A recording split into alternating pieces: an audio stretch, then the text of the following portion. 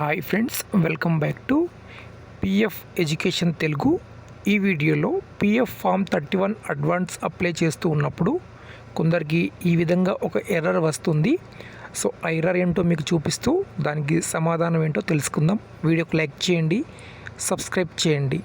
ముందుగా మనము PF apply చేస్తూ ఉన్నప్పుడు ఫామ్ 13 కానీ 19 కానీ 10C కానీ అప్లై చేస్తూ ఉంటాం. అప్లై చేసేటప్పుడు కొందరికి కింద మనకు ఒక ఎర్రర్ ఇక్కడ మీకు చూపిస్తాను. సో ముందుగా ఇక్కడ నేను ఈపీఎఫ్ఓ మెంబర్ హోమ్ పేజ్లో లాగిన్ అవుతాను. లాగిన్ కావడానికి ఇక్కడ మనకు యూఏఎన్ నెంబరు అలానే పాస్వర్డ్ క్యాప్చా కోడ్ ఎంటర్ చేసి మనము లాగిన్ అవుతాము. ఓకే ఫ్రెండ్స్, ఈ విధంగా పిఎఫ్ అకౌంట్లోకి లాగిన్ అవుతాం. లాగిన్ అయిన తర్వాత ఇక్కడ మనకు ఆన్లైన్ సర్వీస్ అని ఉంటుంది. పిఎఫ్ అప్లై చేయాలి అంటే ఈ ఆన్లైన్ సర్వీస్ పైన క్లిక్ చేస్తాము. క్లిక్ చేసి మీకు కావాల్సినటువంటి ఏ ఫామ్ కావాలంటే ఆ ఫామ్ని ఇక్కడ అప్లై చేయవచ్చు. ఇక్కడ వీరు ఏంటంటే ఆల్రెడీ డ్యూటీ నుండి ఎగ్జిట్ అయ్యారు, కానీ ఇక్కడ వీళ్ళు రాంగ్ పిఎఫ్ అనేది అప్లై చేస్తున్నారు. చాలామంది కూడా ఇదే విధంగా పిఎఫ్ అనేది తప్పుగా అప్లై చేస్తున్నారు. ఇప్పుడు ఆ రీజన్ ఏంటో ఇక్కడ మీకు చూపిస్తాను. ఓకే ఫ్రెండ్స్, ఇక్కడ వీరు పూర్తిగా ఫామ్ అనేది ఫిల్ చేశారు.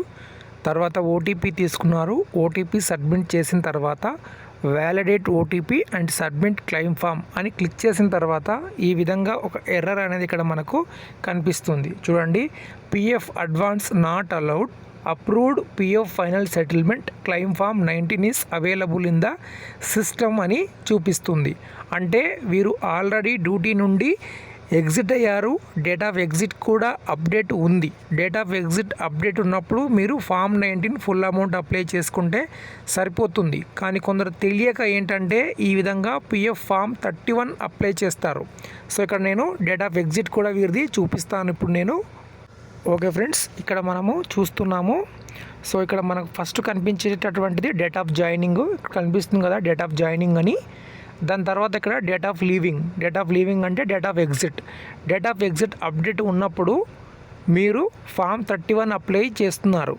కానీ సిస్టమ్ ఏమని చూపిస్తుంది, ఫామ్ 31 మీరు అప్లై చేయలేరు, ఓన్లీ ఫామ్ 19 అప్లై చేయండి అని చూపిస్తుంది అన్నమాట. సో ఇది రాంగ్ అన్నమాట. ఇక్కడ ఏదైతే మీరు క్లెయిమ్ అప్లై చేస్తున్నారో ఫామ్ 31 అనేది రాంగ్.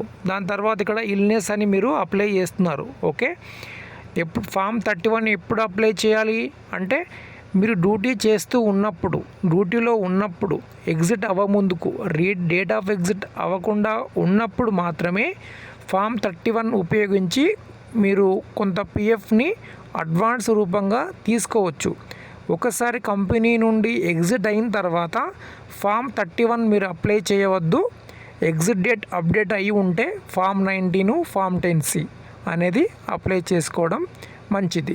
చూడండి, మీరు కొందరు ఏంటంటే ఇది టెక్నికల్ ఎర్రర్ ఏమో అని మళ్ళీ రీట్రై చేస్తూ ఉంటారు 1 అవర్ తర్వాత, 3 అవర్స్ తర్వాత. వన్స్ ఈ విధంగా మీకు వచ్చిందనుకోండి, మనకు రిపీటెడ్గా వస్తూనే ఉంటుంది. ఒక్కసారి సిస్టమ్ ఏదైతే చూపిస్తుందో సిస్టమ్ ఇక కంటిన్యూగా అదే చూపిస్తుంది అన్నమాట. సో ఇక్కడ మీరు చూస్తున్నారు PF advance not allowed, approved PF final settlement అని మనకు చూపిస్తుంది అన్నమాట. ఓకే, ఇది వీడియోకి లైక్ చేయండి, సబ్స్క్రైబ్ చేయండి. Thank you.